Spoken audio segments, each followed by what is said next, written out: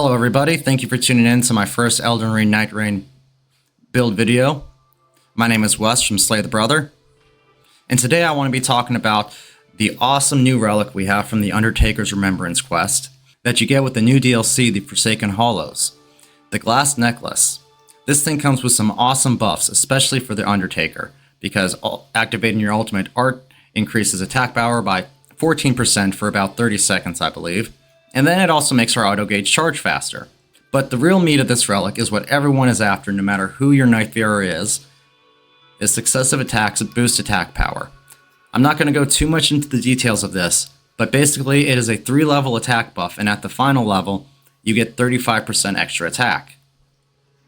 Now, nothing is wrong with just nailing a lot of attacks on an enemy, and then getting that buff to go up.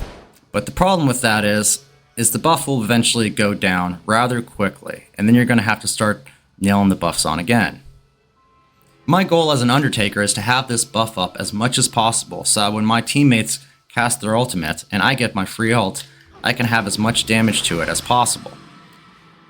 But the question is, how do we get to that? Because using power stancing or dual wield weapons like these swords right here, the ball fist or any fist weapons works great.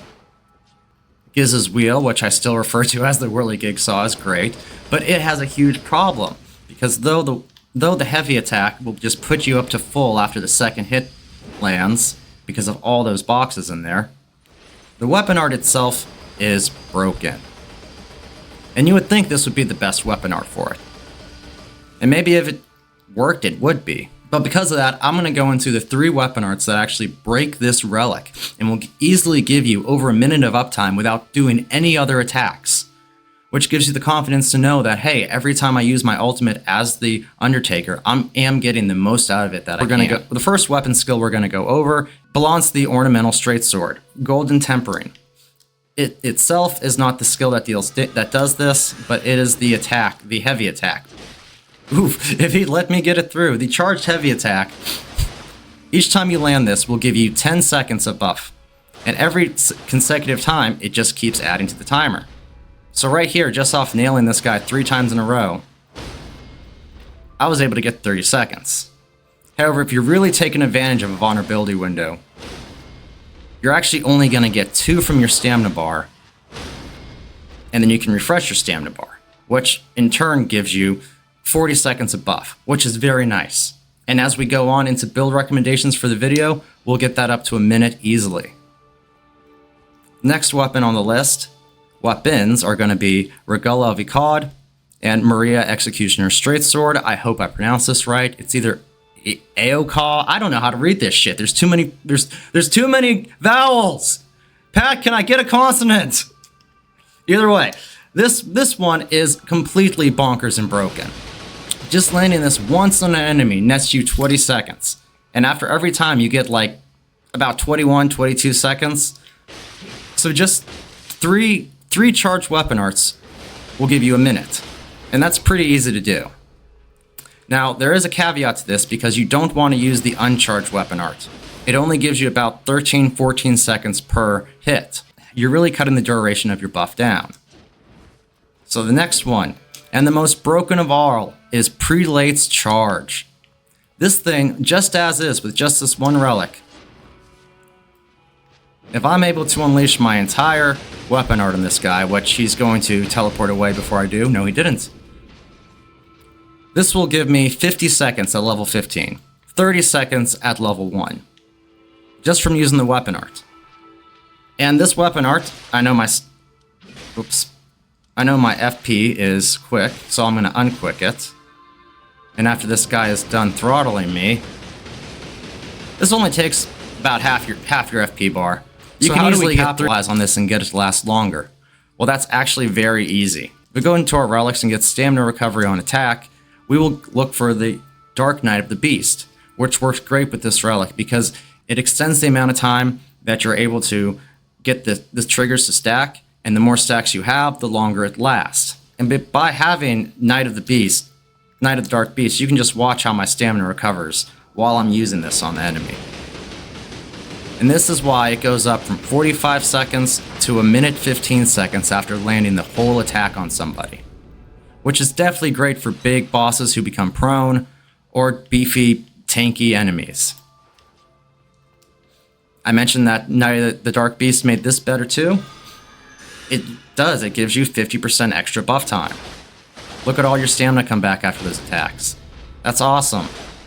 Not giving my stamina any time to recharge between heavy attacks, just nailing them in as quickly as possible. Refresh my art, I refresh my stamina with my skill and do it again. And I know this is probably the most time-consuming way of them to get that minute buff, but it gives you the minute buff easily. Corkscrew Blade doesn't really get a lot out of that because by the time the attack's over, you already have your stamina back anyways. This one definitely does work better with Dark Knight of the Wise, but I don't recommend using that relic because it's pretty easy to get FP regeneration on hit, FP regeneration when damaged, or consecutive hits grant FP from the boss. And really, for such an aggressive build, I would recommend, and I run with it all the time, partial HP regeneration after taking damage. And the best part about having the Undertaker's relic being the only one we can do this on means that you can actually put whatever you want in that third slot. And really, if you're not focusing on, or if you're playing Deep in Night and you want your HP regeneration in your Deep relics, I would really recommend attack power increased after landing the final blow. This will give you an extra 10% for 30 seconds, which isn't a lot, but it stays up there the whole time. This means I think we'd be at 148% for most of the match, as long as you have both of these having their uptime. But even if you're not focusing on the weapon arts, or you just don't get lucky enough to get one of the good weapon arts, Dark Knight of the Beast is still going to be amazing for this, because when you're landing out those chain attacks from your fist, those charge attacks, or you're doing power stancing with the swords or the maces, this is just going to give you that many more hits to get through before you have to fall back or let your stamina recover. And the damage from using something like this is actually pretty good. Even without the 15% damage from taking an attack, we're still at 1240 just with these relics, just between the damage buff from 2 Undertaker relics. That is amazing. Thank you for watching this video. I hope you guys liked and enjoyed. Don't forget to like the video, subscribe for more content. I will be focusing more on Elden Ring, Nightreign, and other Souls-likes and roguelike games that I enjoy. And if you want to join in on the misery with me, you've got to subscribe. So until next time,